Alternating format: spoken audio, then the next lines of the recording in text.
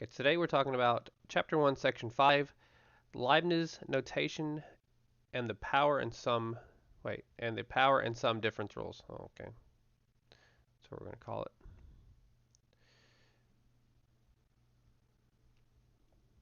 So everything we've done up until today, I feel like, is certainly something that we have seen or something we've done before. If you have not taken a calculus course.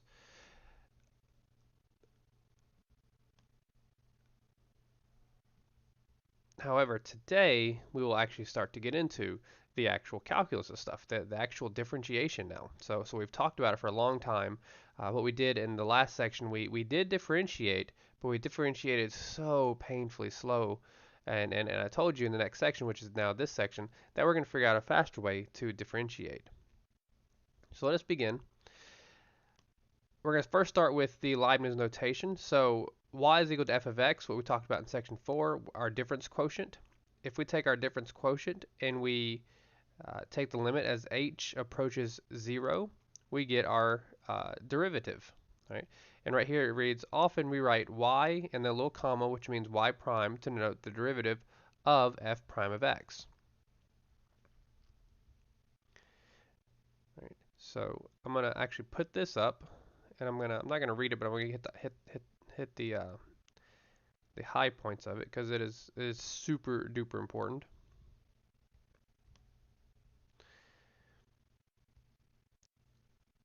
So another way to express the derivative of y with respect to x is to write dy over dx. Right? That means the derivative of y over the derivative of x. The d there is not a variable. It is expressing the derivative. So you can't. I mean, it's not going to end up being something like this. You're not going to cancel out the d's and end up with y over x. And of course, it does say it down here. Okay. The d represents the derivative. It is a notation explicitly made for the derivative. Everybody that has gone through calculus knows and understands it, so it's not confused as a variable. Plus, as mentioned, this is the Leibniz notation, which it's being expressed as the Leibniz notation because you probably know that, and have been told your whole life that Isaac Newton invented calculus, right? And that's true. That's true. But so did William Leibniz. Gottfried Leibniz. Sorry, Gottfried Leibniz. He also invented the calculus, and they invented calculus independently. And I believe this over here also talks about it. They invented calculus independently, but Isaac Newton gets more of the credit. But we use Leibniz's notation because apparently Isaac Newton's notation is just kind of janky, and we don't really like it as much. Matter of fact, I mean, I've done this for many years, and I haven't even been curious to see what Newton's notation is. And every time I teach this class, I think, hey, maybe I'm gonna go check it out, see what the Newton notation is, but I never do. So that's how interesting that is. So moving on. We discussed that dy over dx can also be expressed as the function of x. All right. This also reads, we can also express the derivative of f as d over dx. This is saying the ddx of f of x. What is the derivative of f of x? It goes on to say, well, we'll just read the statement. The above expression is read as ddx of f of x or df dx when placed next to an expression. The notation ddx acts as a command. Right? It's a command saying find the derivative, to find the derivative. Let's actually underline that. The notation, because these notations can get kind of, well, I probably could highlight it, but I'm not going to. These notations can get kind of overwhelming, so we need to familiarize ourselves with it right now. Okay, so, and I'm pretty sure example 1, we go over it pretty easily, but that's that's the Leibniz notation. Dy dx we talk about as derivative. We also say f prime. We also say the d dx if we're told to find the derivative. And instead of writing the whole sentence, hey, find the derivative of f of x, just write d dx of f of x. That's it. So let's look at example 1.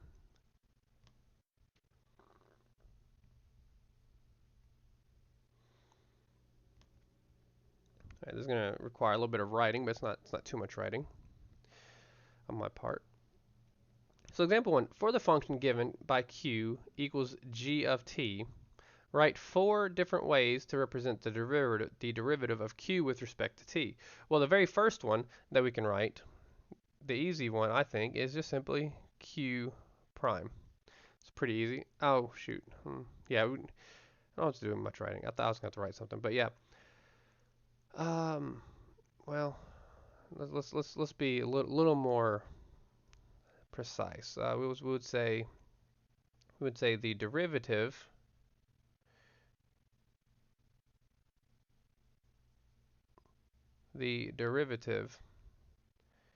of, now we're going to write, well, yeah, of q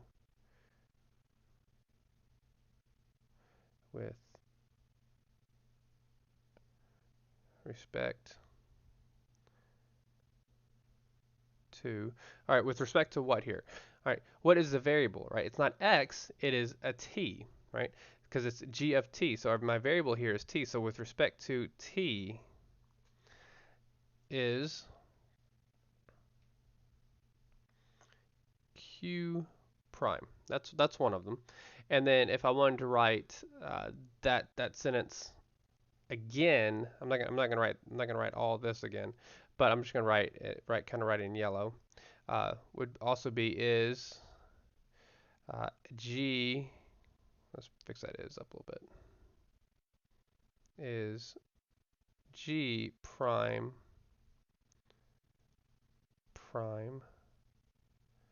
of t. Okay, so that's 2 different sentences there. And I feel like writing both of them. So the derivative of q with respect to t is q prime, or we can say is g prime of t. That's two different ways to say it. Another way to say it is we could say, we can just keep this going. Is we can say d dt of my function, which is g of t. Okay, so that's another way to write it. That's 3 ways to write it. The fourth way would be to write, okay, so on the previous page we saw f. Where is it at?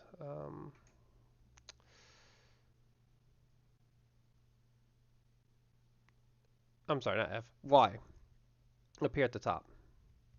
We wrote dy dx, all right, because we know that we can express the function, or we can express a function as simply the y, correct? You know, f of x is the same thing as y. Well, so we would say the derivative of y with respect to x. Well, what we're going to do here, the fourth way we can write this, is by saying the derivative of our q. So the derivative of our q with respect to t, our variable. Okay. So those are 3 different ways to write it. And let's actually do this. Let's change this to red. Q prime. So these are the 3 ways or 4 ways to write it.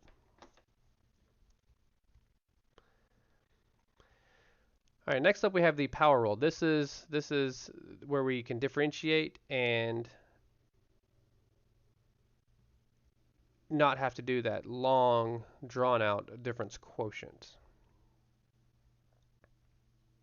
There is some computation involved, but it's not terrible.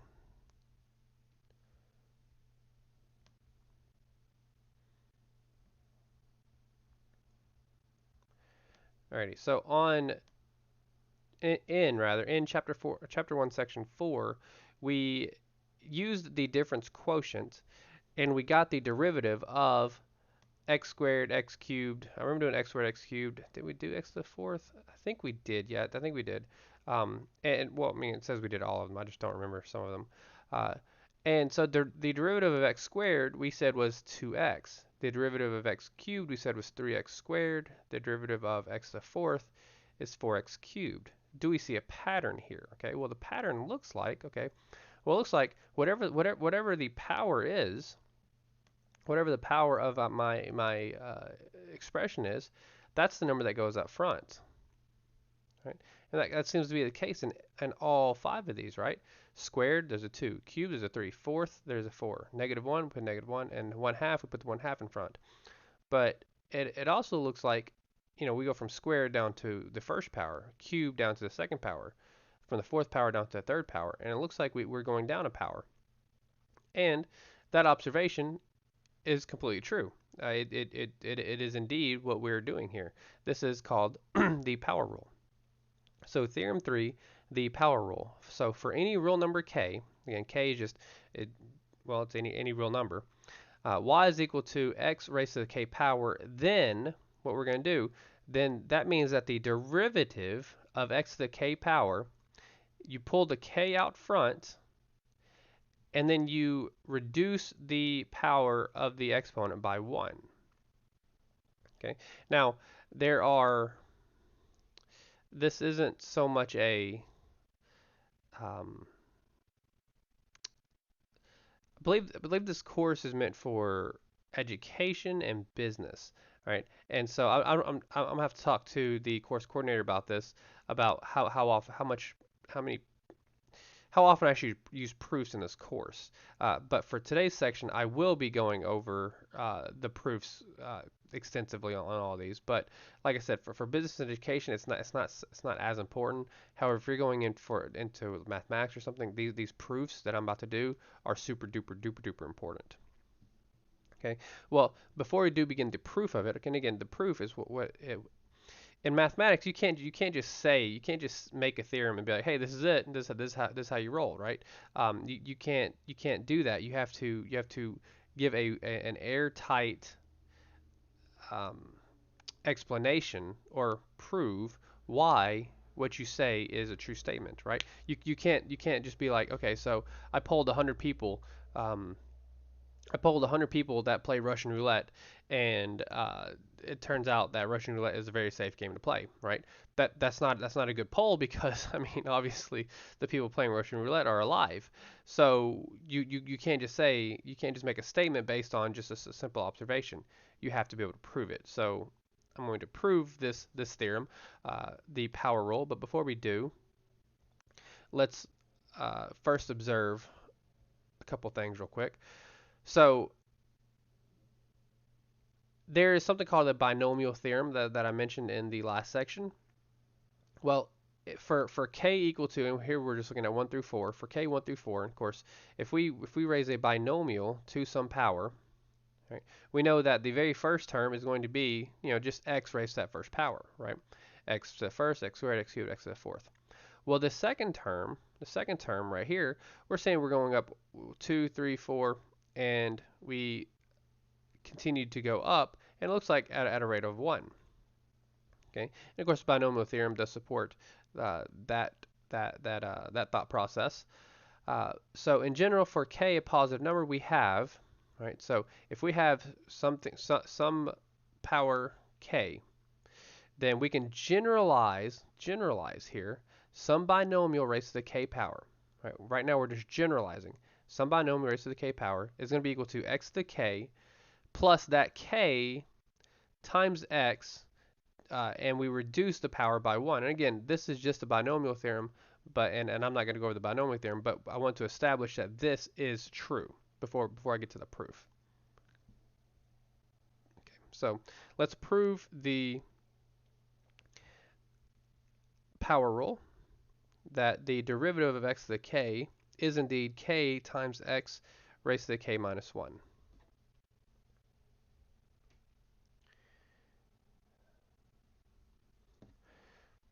So the proof. Right. So we said that. Oh shoot, I don't know. Maybe actually I probably don't. Let's move it down just some. There we go. All right. So the proof of that the derivative of any function x raised to the k power is going to be equal to the limit as h approaches 0 of x plus h raised to the k power minus x to the k all over h. Okay, so the proof of this, we said in when I established the binomial theorem, we said that we're going to have the limits as h approaches 0, and we have x raised to the k power, right? That was the first term, and let's go back real fast. I'm essentially writing this right here. We said that f of x plus k raised to the k power is x raised to the k power, and then we just kind of descend from there. So I'm just going to write that plus k, again, that's the leading coefficient, x to the k minus 1 power times h, and then we're going to be plus, I'm obviously not going to write the entire thing out because it goes to infinity, plus h squared, actually let's do this, plus dot dot dot dot dot dot h raised to the k power, and then minus xk. Now I feel like, well, that's good. So we have the limit, and all we did was just simply rewrite what I showed you on the previous page. If we take x plus h raised to the k power, we end up with, so this is all this, and this is obviously just this. Okay, so, and of course I did that notation where I just did the 3 dots because I said, okay, it goes on until we eventually stop. Right. Well, we know that the xk's are going to end up canceling because remember doing that, that happened every single time we did the difference quotient. Okay. We also remember that we were able to, as h approaches infinity, we also remember that we were able to, every one of these terms right here has an h in it. Again, doing our difference quotient, we do remember doing that, hopefully. So every one of those had an h in it, so we were able to factor an h out. So we end up with k x to the k minus 1 power, and then the h got factored out, so plus dot dot dot, and then h to the k. Right? Doesn't really, well, I guess that would kind of go away, huh? So we do that. And then again, if you recall, we also did the whole thing where we canceled our h's there. So we now have the limit as h approaches 0 of just this function, okay? And of course, that polynomial can go on forever, but if you recall, every single one of them had an h in it. And then if we're sending h to 0, right? If we're taking the limit as h approaches 0, then we're left with just k to the x, k to the x raised to the k minus 1 power. Right? We're left with just that, which happens to be my difference quotient. So it's very rough proof of it, but there's the proof.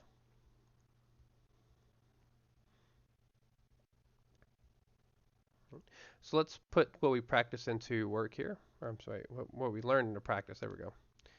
Put what we learned into practice here.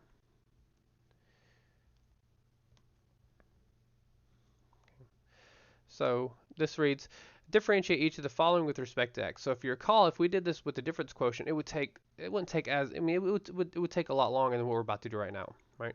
So if we did, so a, we're going to take the derivative dx of x to the 5th power, and that's going to be, so I'm going to take this 5, I'm going to take the 5 right here and put it out front. So it's going to be 5x to the, and then I'm going to take this 5 and go down 1 unit, so 5 down to 4. 5x to the 4th. And that is so much easier than that difference quotient we did. Hopefully every single one of you can agree that is true. Okay. B, we're going to take the derivative of just simply x. Okay, well, x has an implied 1 right there, right? So we're going to put a 1 out front, but it's kind of redundant. But we're going to put there anyways. 1 times x. Well, that 1 right here goes down 1 to a 0, so x to the 0th power is a 1. So it's going to simply be 1 times 1, which is just simply 1.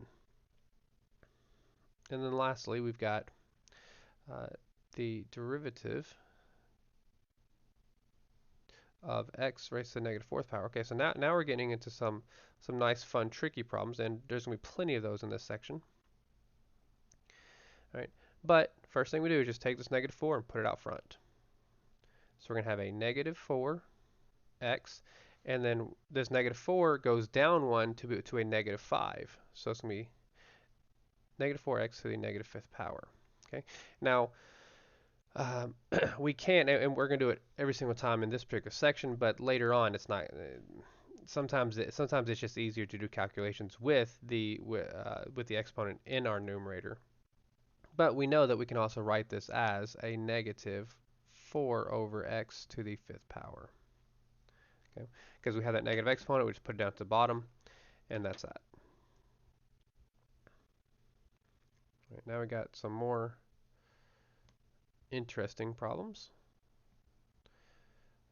But as you can tell, the solution to this problem, it doesn't take much at all. And again, imagine doing this with the difference quotient. It would be a nightmare. Maybe not a nightmare, but it would just be a lot longer. Okay. So A is the 5th root of x. Okay. Well, this is where we have to recall what our exponents look like. All right. So if we did d dx. Right. Now again, I'm writing d dx because every one of these variables here are using x, right? X. If that was a t or an a, I would say d dA or d dt, not respectively, because I'd send them backwards, but that's how it's done. So we're going to say the derivative. We're going to find the derivative of the x to the 1/5 power. Okay, that's how you write the 5th root of x. If you forgot how to do that, it should be in the review sections. But a crash course real quickly. If we have x raised to the m over n power, then that's the same thing as saying the nth root of x to the m, or the nth root of x all raised to the m power. Okay, that's the crash course on that. And of course, we're going from here to here, so we just kind of went backwards. Anyways, what we're going to do is we're going to say that we can, same procedures before, take this 1/5 and put it out front. So we're going to have 1/5 x. All right, now we have to figure out what's going to be raised to. Okay, well, we just take 1/5 and subtract 1, right? And of course, you can probably do this in your head, but it's just simply 1/5 minus 1, right? Or in other words, 1/5 minus 5/5, or in other words, a negative 4/5. And hopefully, many of you could do that pretty quickly in your head. If not, you're going to have to do this, right? So it would be x to the negative 4/5. And as mentioned before, let's go ahead and put this in our denominator there. So we're going to have 1 over 5 and the 5th root of x to the 4th. Right. That's A. B, the derivative of x to the 0.7 power. Really easy. Just pull that down and then go down 1, x to the negative 0.3. Then of course we don't want to have that negative exponent there, so we're going to say 0.7 over x to the 0.3. Let's fix our zeros up just a tad.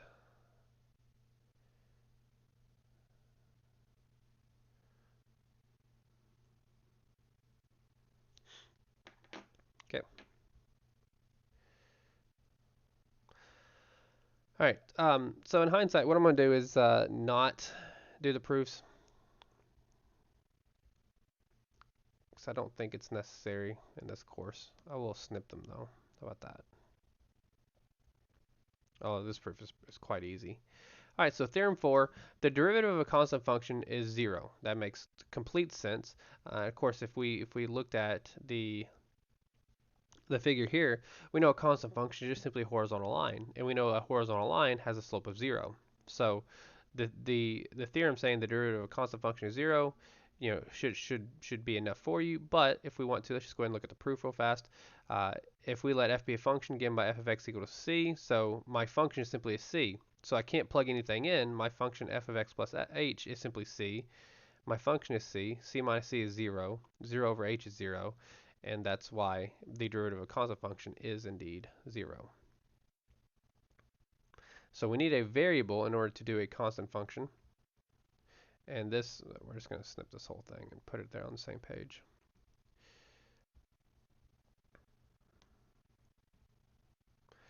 Okay. So 7 is obviously a constant function. There is no variable that I can use to pull the exponent down in front. There's nothing to it. It's just simply 0. The derivative is 0. Pi. This I won't say tricky, but as you are autopiloting through this course, you might try and the textbook might try to trick you and say, okay, what about pi squared? And you might be, okay, so 2 pi, and that's it. Well, remember, pi is a constant, 3.1415 all into infinity, right? Pi is a constant, so its derivative is also 0.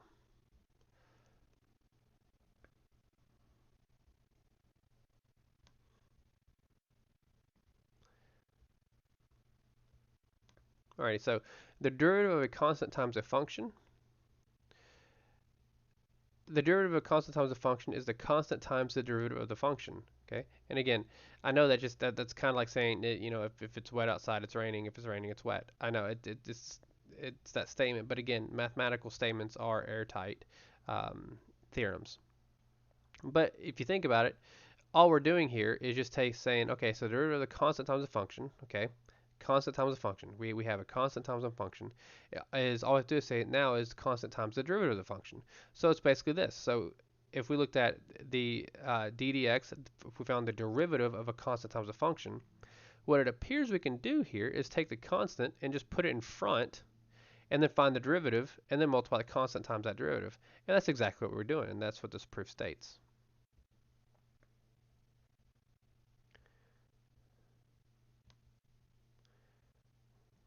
Okay, there is a way to go about it, and I'm gonna do it both ways for A. Right? So the first way is, and this is just, I wouldn't say it's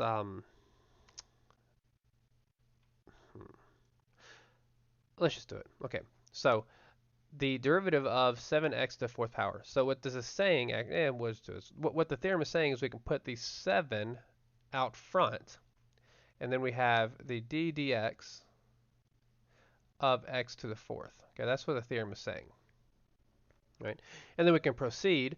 Well, what is the derivative of x to the fourth? Well, that's going to be 7, and then it's going to be x, I'm sorry, not x, 7 times 4x to the third power, right?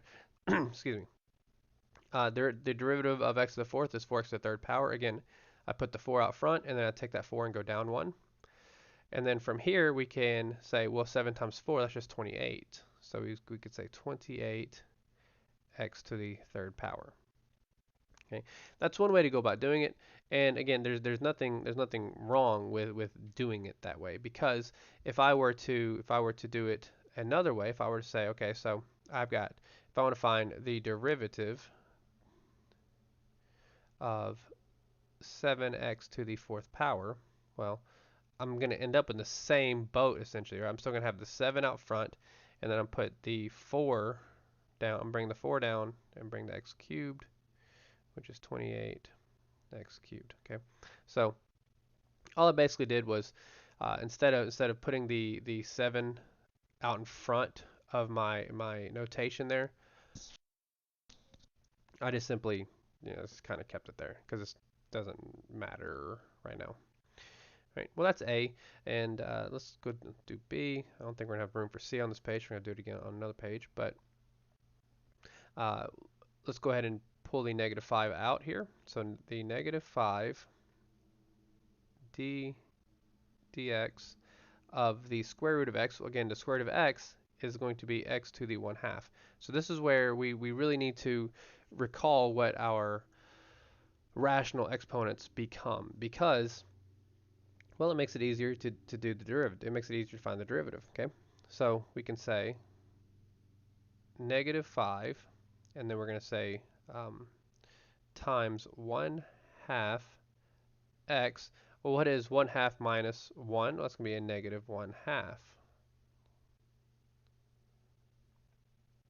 Okay, and then if we proceed here, well, we could say 5 over 2, right? 5/2, that's 5 times 1/2. 5 over 2, and then x to the negative 1/2, or we know that that x to the negative 1/2 is going to go in the denominator, so we're going to say 5, and then this is getting all up in the way down here. All right, 2 on the square root of x, right? All I did was just put the negative variable back in the bottom. So I took the x to the negative 1/2 and I put it in the bottom. And of course the 5/2 come from here. And let's do C.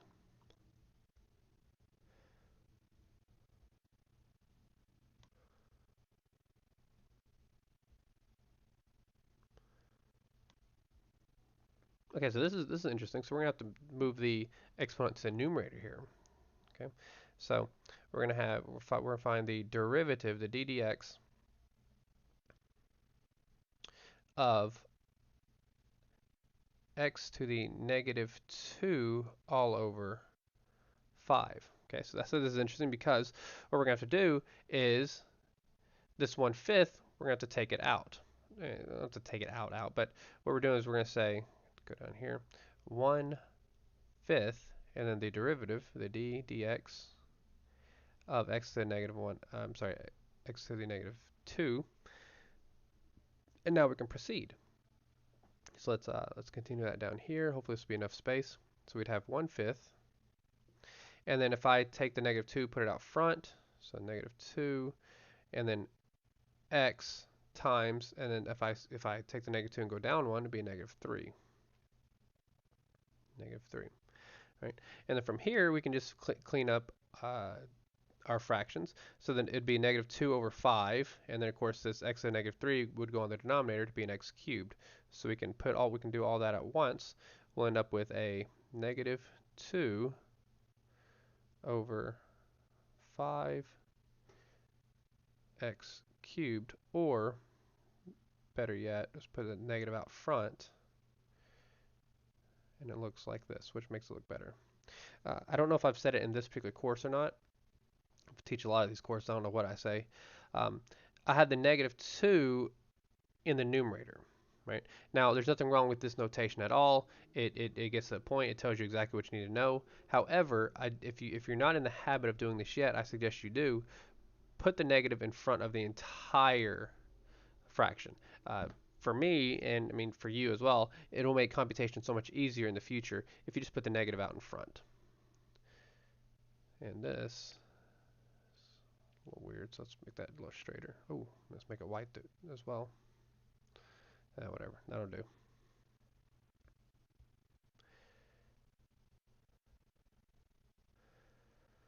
Um,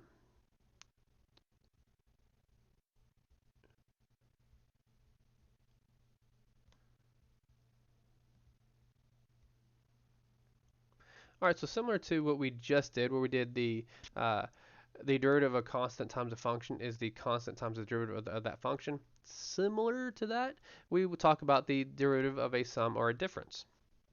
Okay, so what we're looking at here, the theorem 6. If we look at the sum, of course, sum and difference, they're pretty much the same, except one's addition and one is subtraction. But the derivative of a sum is the sum of the derivatives, right? So if we had the d dx, if we're asked to find the derivative of two functions, then all we have to do essentially is split the functions into two, talk about each function as simply just a monomial. Okay. What I mean by that is, well, that's not. Well, I guess that's an okay.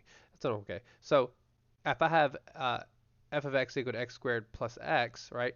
Well, I can just deal with them one term at a time, and that's essentially what this is saying. You can take the derivative of the sum of terms rather one at a time, and I will snip the proof.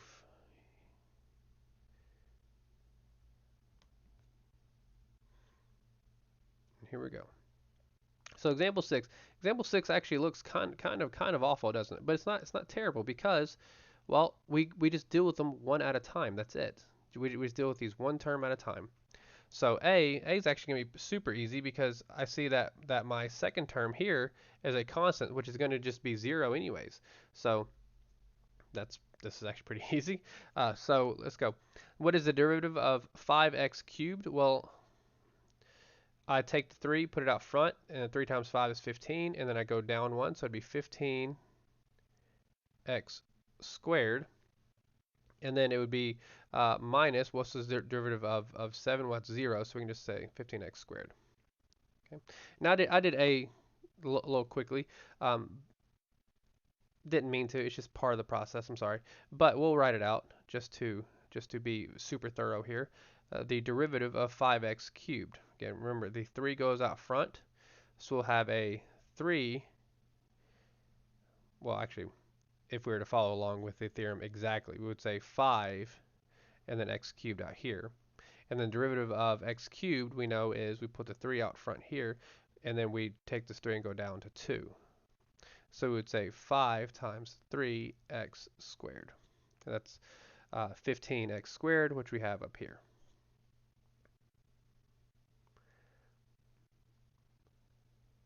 Right. Now B, again, B looks horrible, right? B does not look like a good time, but we just deal with them one at a time. We deal with each one of these terms one at a time. So let's go ahead and deal with 24x real fast. Well, 24x, what's the derivative of 24x? Well, whoops, 24x. Well, this 1 goes out front, so it's 1 times 24, and then that 1 turns to a 0. X to the 0th power is 1, so it's 24 times 1 is just going to be 24. And so we have a 24 as my first term. And then minus the, so what is the derivative, the d dx of the square root of x? Okay, well again, we have to rewrite the square root of x as x to the 1/2. Okay, and then we put the 1/2 out in front, and then we go down 1. So 1/2 minus 1 is a negative 1/2. So my derivative becomes 1/2 x to the negative 1/2, right? And then we don't want to have that negative exponent in my numerator, or just a negative exponent period rather. We don't want to have a negative exponent. So we know we can change that from x to the negative 1/2 into the square root of x and put that in the denominator. So we can say 1 over 2 on the square root of x.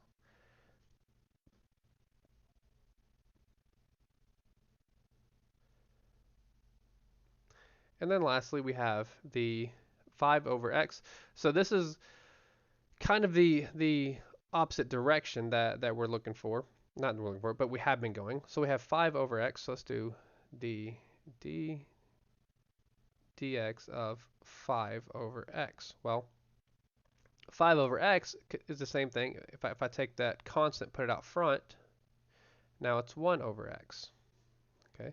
Well, I want to have that variable in my numerator. I don't want it in the denominator, so I'm going to put it in my numerator, and it's going to become x to the negative 1. And then we can begin our process, right? So we put the negative 1 out front, so it's going to be a negative x, and then this negative 1 turns to a negative 2. So we're going to end up with a 5 times a negative 1 x to the negative 2 power. Well, 5 times a negative 1 is a negative 5. And then x to the negative 2 power, we put that in the denominator. It'll be negative 5 over x squared. So it'd be a negative 5 over x squared. Or, like I said before, put the negative in front. negative sign in front, and it makes the computation that much easier.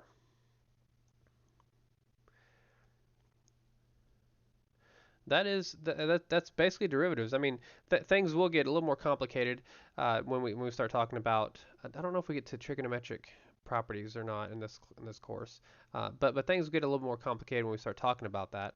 But for the most part, that is simply uh, derivatives. Now, before we do end, we're going to talk about the whole point of finding the derivative. Okay.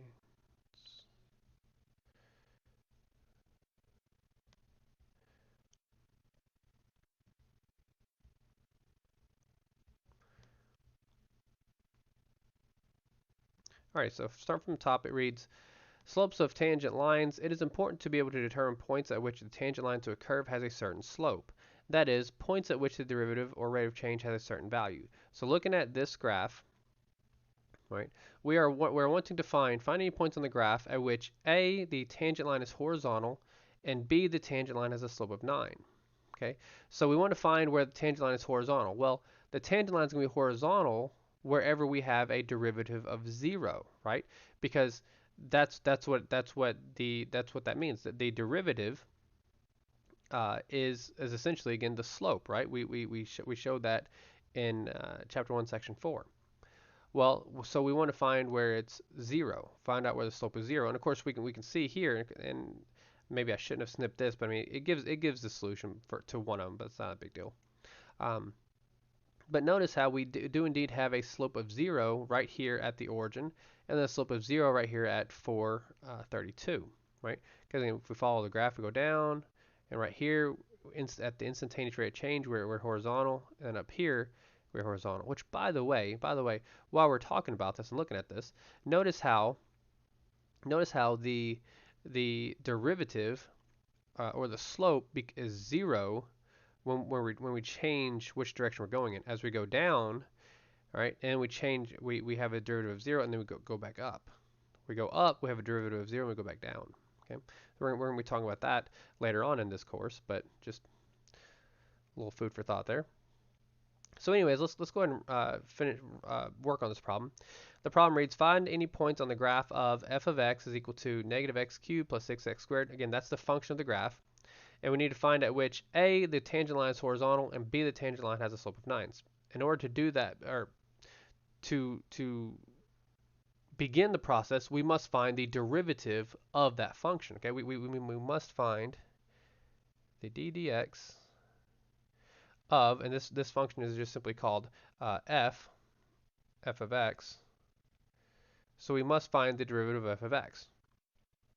Okay, well, we know f of x does have a value, and that value is negative x cubed plus 6x squared. Okay, so we must find the derivative of negative x cubed plus 6x squared.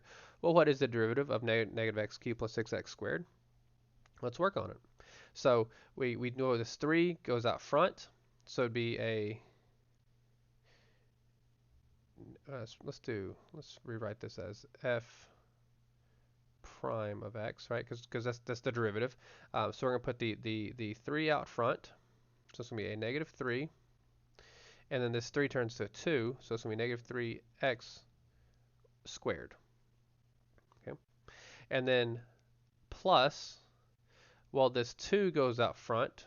This becomes, 6 times 2 is 12. So it's going to be plus 12. And then this x raised to the second power goes down 1. So it's going to be plus 12x. So that's the derivative, okay? So I found the derivative of my function. Now I can begin the process of doing A and B.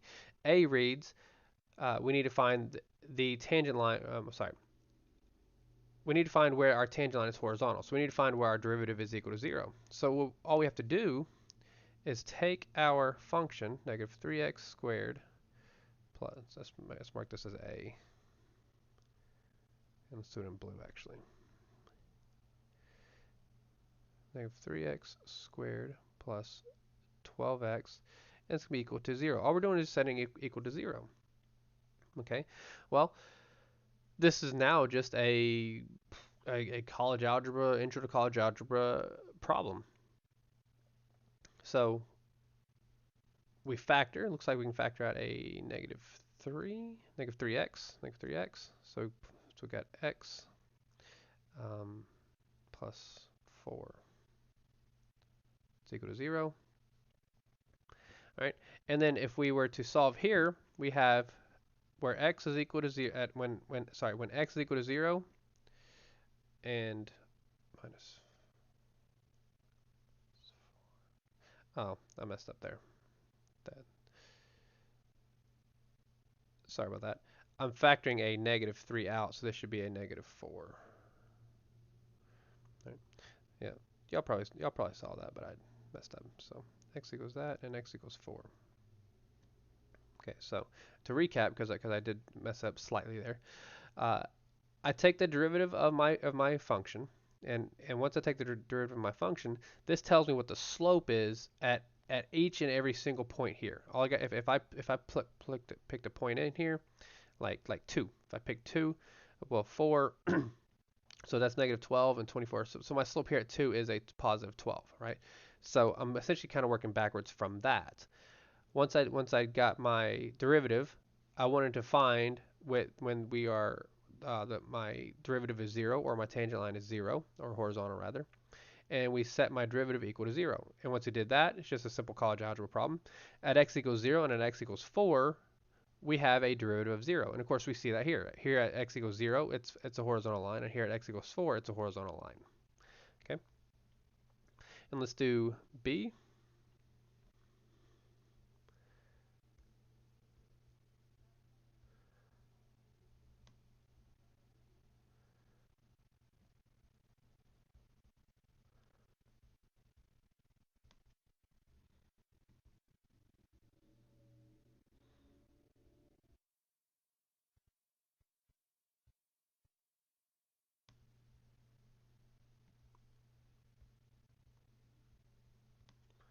All right, so what did we say the derivative was? Negative 3x squared plus 12x.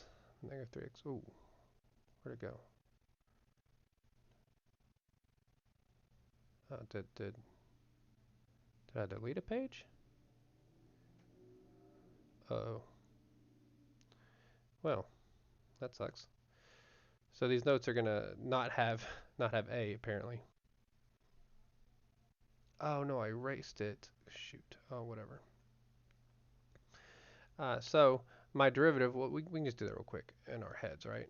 F prime of x was a negative 3x squared plus 12x. Okay. So anyways, we want to find out where the derivative 3x squared, where the derivative is equal to 9.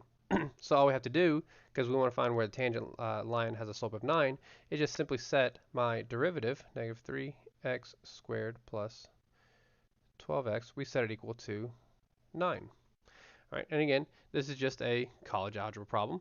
We're going to take this, we're going to subtract 9 from both sides. So we're going to have a negative 3x squared plus 12x, and then minus 9, we set it equal to 0. Now, this looks like it could be, not a fun time factoring, but if you recall, we can just simply factor out let's factor out a negative 3. Yeah, I'll factor out negative 3. And we'll do it right this time. So x squared minus 4x plus 3. And then, of course, whenever we do that, the negative 3 really doesn't even matter when it comes to figuring out my my zeros, right? So I can simply write this again, negative 3, and then I can factor. So what are my factors of 3? That when I add or subtract them together will give me a negative 4. Well, this should be a negative x minus 3, and x minus 1 is equal to 0.